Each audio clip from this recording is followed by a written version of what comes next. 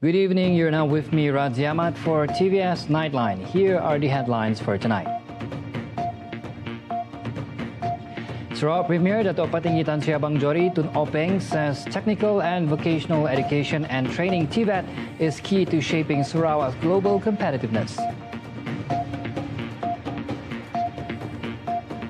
And Sarawak is set to host 10 out of the 42 matches in the upcoming ICC Under-19 Women's T20 Cricket World Cup.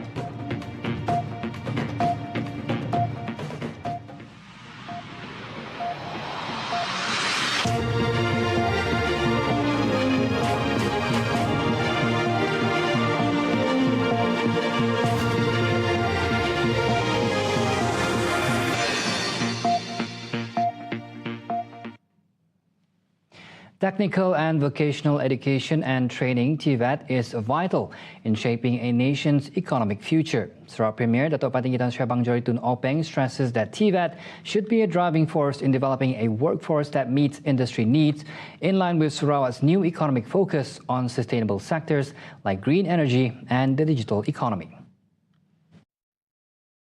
Sebab itu TVET sangat penting dan kita sekarang mempromosikan supaya anak kita belajar menjurus kepada ekonomi baru. Kalau tidak, dia tidak dapat pekerjaan, dan sekarang pekerjaan yang berasaskan kepada teknologi dapat upah yang tinggi. Abang Johari said this after officiating the 4th BIM IAGA TVET conference earlier today. Abang Johari also emphasized that this new approach involves not only changes in technology and infrastructure, but also requires a transformation in talent development and workforce skills. According to him, TVET is essential in building a highly skilled workforce ready to tackle the growing complexity of industrial challenges. Abang Johari is confident that with strategic planning and investment in education and training, including TVET, Sarawak can thrive as a globally competitive region. The Sarawak Ministry of Education, Innovation and Talent Development remains committed to making TVET a central pillar in the region's transformation journey. Its Minister, Dato' Sri Roland Sagawi In, said this initiative aligns with Sarawak's long-term goal of developing high-quality and competitive human capital capable of facing head-on the challenges of a rapidly evolving global economy. Roland said this in a text speech read by the State Deputy Minister of Education, Innovation and Talent Development, Dato' Francis Harden-Hollis, at the 4th BIM IAGA TVET conference. Education, Ministry of Education, advocate the technical and vocational education and training as a preferred career pathway by expanding offering that align education with industry needs, ensuring students gain practical skills for high-demand sectors like manufacturing, construction, and technology, thereby contributing to economic growth and development.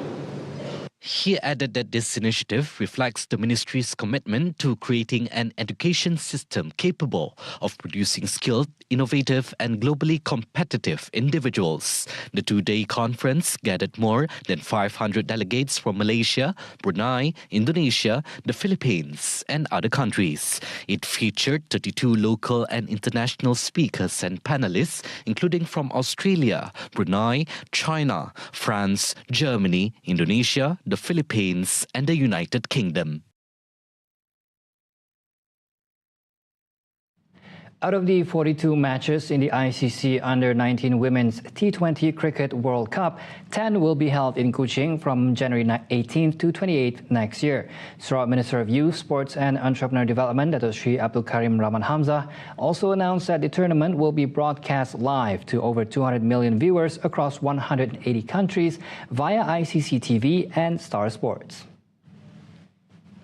He added that the opportunity to co-host this prestigious event was made possible by the International Cricket Council, recognizing Sarawak's capability following its success in hosting the 2024 SUKMA Sarawak. We are very, very honored, but we know the challenges of hosting it because we only have the ground. We do not have all the other facilities.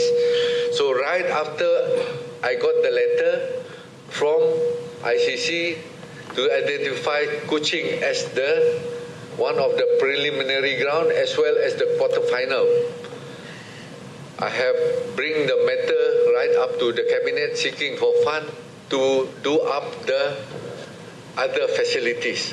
We managed to get quite a good sum. There was no objection in the cabinet. Few million was given. During a press conference earlier this morning, Karim said that despite tight deadlines, the appointed contractor successfully completed the facilities in time for the championship in January. According to him, construction work on the facility, which will normally take a year to complete, was way ahead of schedule as the contractor managed to complete it in 6 months. At the championships, Sarawak will play host to Group C matches consisting of New Zealand, South African, Nigerian and Samoan squads. 4 church projects have been approved by the Unit for Other Religions, or UNIFOR, amounting to 800,000 ringgit. The funds will be allocated for the construction and upgrading of 4 churches in Lundu. Sarawak Deputy Premier Dato' Amar Douglas Uga Ambas announced that the 4 projects were previously proposed by Sarawak Governor Tun Pein Sri Dr. Wan Junaidi Tuanku Jaafar during his tenure as Santubong MP. Satu, Chapel St. Michael Kampung Paun Lundu, jumlah 200,000. Dua, Chapel St. Matthew Kampung Titika Lundu, Sebigo, 200,000 juga. Gereja St. Thomas Kampung Sedaing Lundu, also 200,000. Dan St. Francis Church Lundu juga 200,000. Ini sebahagian daripada peruntukan yang diberi oleh Premier kepada UNIFOR untuk tahun 2024. He said this to reporters after presenting the project approval checks to the Sarawak Governor at the Astana Negeri earlier this morning. Also present during the courtesy call were OPAR Assemblyman Billy Sujang and UNIFOR Director Dato' Georgina Afia Ngau.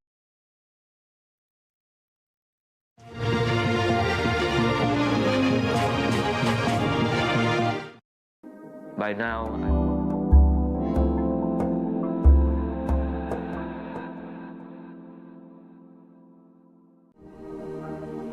grew up with 4 siblings. My father knew the importance of schooling. We went through a series of interview actually for a scholarship, and that's when I got offered by Petronas. This guy from Ulurabat, he also went to the same school, can find his way to the UK. It's a spark of inspiration.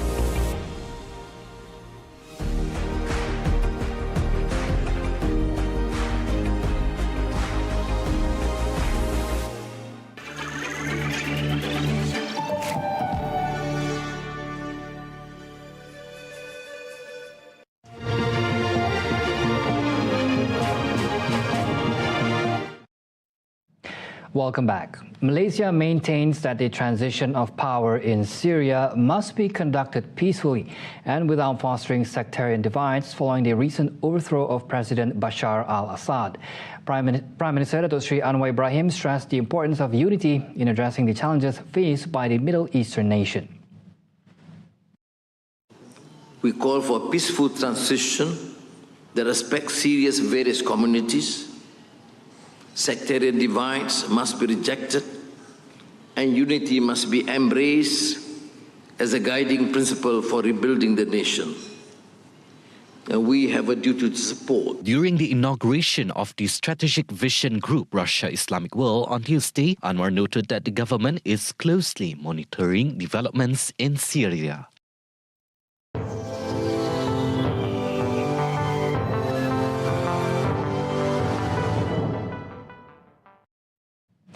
Syria's new transitional prime minister on Tuesday said it was time for stability and calm in the country, 2 days after longtime President Bashar al-Assad was toppled by rebels in a lightning offensive.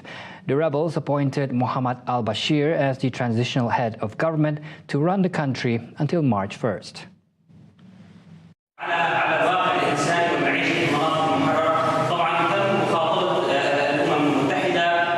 Assad fled Syria as rebel group Hayat Tahrir al-Sham HTS swept the capital Damascus over the weekend, bringing to an end 5 decades of brutal rule by his clan. The rebels, led by Abu Mohammed al-Jolani, have promised a peaceful transition of power and pledged accountability for war crimes committed by Assad's regime. Jolani, now using his real name Ahmed al-Shara'a, vowed to hold those responsible for torture and atrocities accountable, calling Assad's fall a game changer for justice in Syria.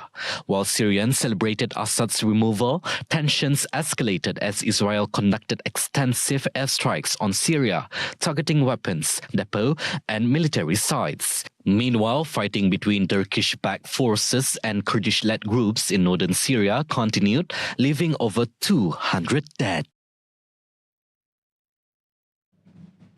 Meanwhile, a rapidly intensifying wildfire burning just northwest of Los Angeles forced some residents in Malibu to evacuate as it threatened homes, knocked out power, and closed roads in the beach community.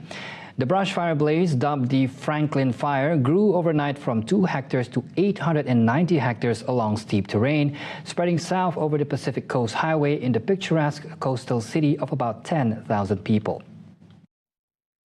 This is a notorious area. The wind's coming straight down Malibu Canyon like a blowtorch.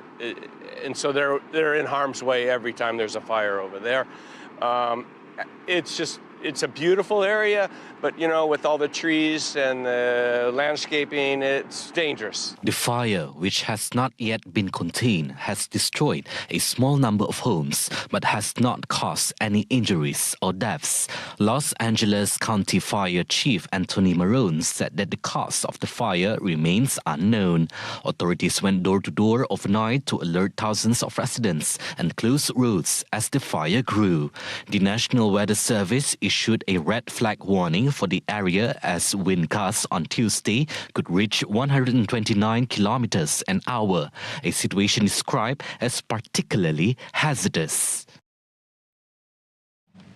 See the world closer with TVS as we bring you the latest news updates both locally and internationally. For more headlines anytime, anywhere, just head on to our official website at tvsarawak.my or follow us on our social media platforms at TV Sarawak. And those were the updates on TVS Nightline. I'm Razi Ahmad. Thank you for watching and have a good night.